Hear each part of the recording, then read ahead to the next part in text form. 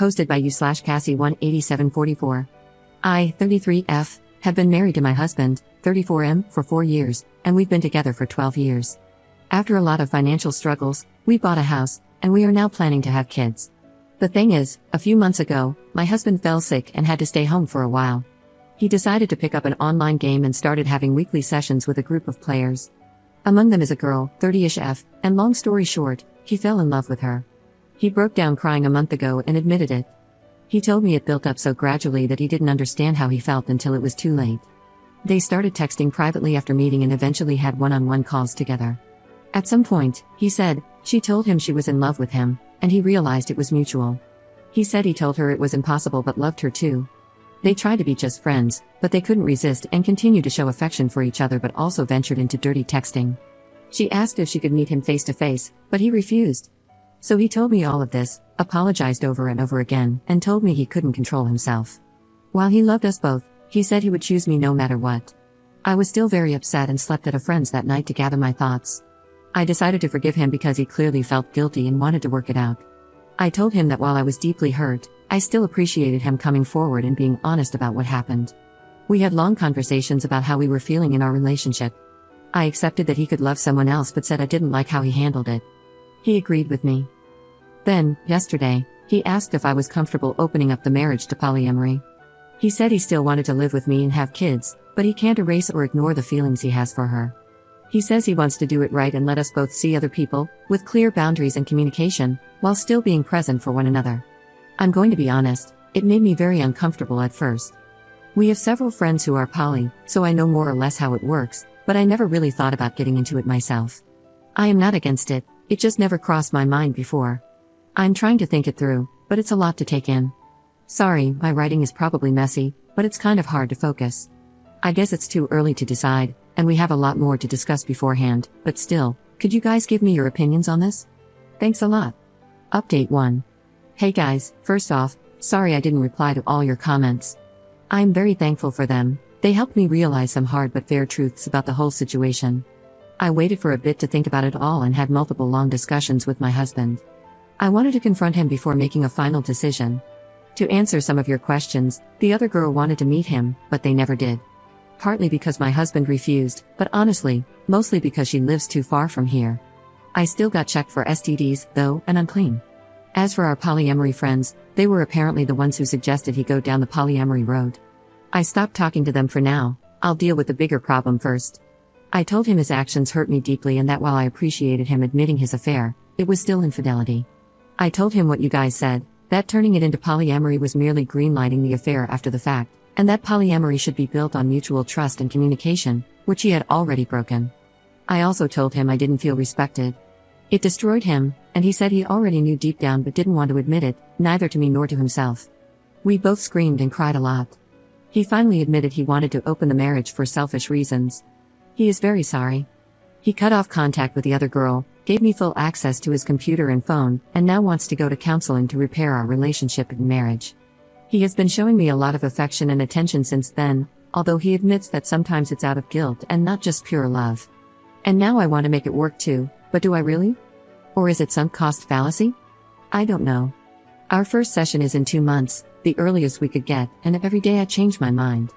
Literally yesterday, I wanted to leave him, while today I think it's worth giving it a try. Because we've known each other for so long, we understand each other on a very deep level, share a lot of interests, and have already built so much together. He was there for me during the hard parts of my life. He took responsibility for his actions and is really trying. Plus, if I leave him, I'd have to start my life nearly from scratch, find a new place to live, and go back into dating for the first time in 12 years. I don't want to lose everything. It sounds very hard and scary. Am I not too old for this? But at the same time, that's a form of denial, isn't it? It doesn't matter if those years were good, it's not going to be the same. Even if he gains my trust back, even if I forgive him, I'll never forget. I think he is genuinely remorseful, but isn't it too late for that? I am too empathetic. His being present now doesn't erase what was done. Do I want to stay not because I still believe in this relationship, but because I don't have the strength to ask for a divorce? Because it's the easy choice, some kind of codependency? I have no idea. I can picture both paths clearly, and it's tearing me apart.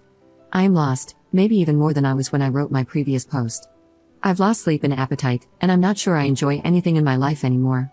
I booked an appointment with a psychologist, for me alone, to help with this whole thing. I am sorry, at this point, I am rambling. I know I am the only one who can decide what's okay and comfortable for me or not.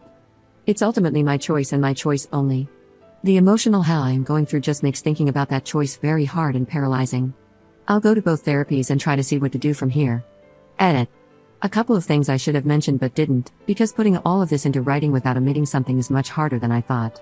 He cut off contact with her because once he told her he was married and wanted us both, she just ran away and broke up with him. Since then, there are times when my husband starts feeling sad or angry because of what's basically withdrawal. He's smart and at least sensible enough not to blame me for that. What kind of marriage did we have before this crisis? It will sound so naive. It's my first and only romantic relationship. We were very close and basically grew as adults together. We could talk about anything and understand each other.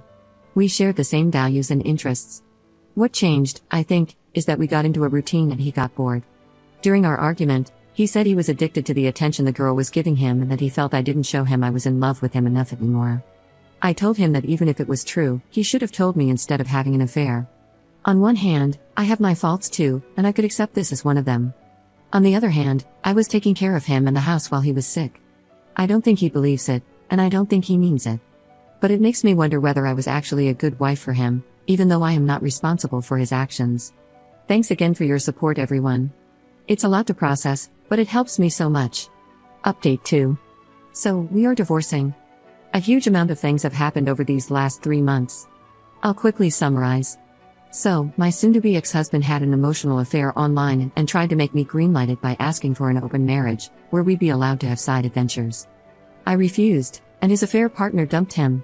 He begged me to try to reconcile with him, to which I agreed while I was actually trying to prepare my exit. We both went to individual therapy, still am. We separated temporarily 3 times, but every time I came back, it went terribly.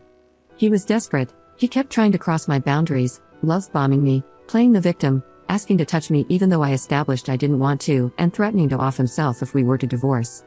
I could go on and on. This made me finally realize, along with my therapist's help, a lot of self-reflection, and my exchanges on Reddit, that I was in an abusive relationship.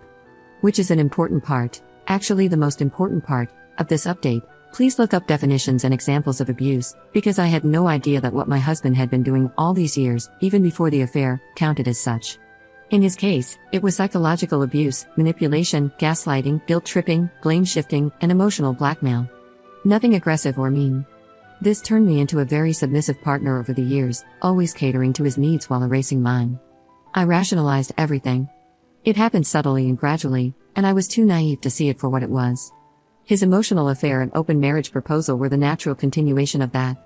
Of course, the more I tried to get away from him, the more manipulative he got.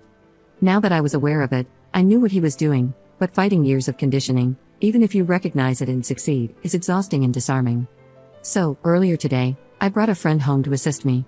We sat down, the 3 of us, and I told my husband we were over and handed him the papers. It might sound dumb, but it's genuinely one of the hardest things I've ever done in my life. I was terrified. Yet, he agreed. He repeatedly asked me if I was sure. He reminded me of the family we were planning to have and of our best memories together. He asked, was it all for nothing? Apparently, yes, it was. He was heartbroken, clearly mad and frustrated, but still, he agreed. He signed them and went back to his parents for now. We still have to go through the whole procedure, separate our assets, decide what to do with the house, and all. He still wants us to go to marriage counseling. But right now, I feel free for the first time in months. The last hours have been a mix of tears, celebration, and godly, restful sleep. I have to thank you guys again because my first Reddit post was the wake-up call I needed to eventually and finally get here. Better late than never, I guess. Thank you so much. Lots of love to you all.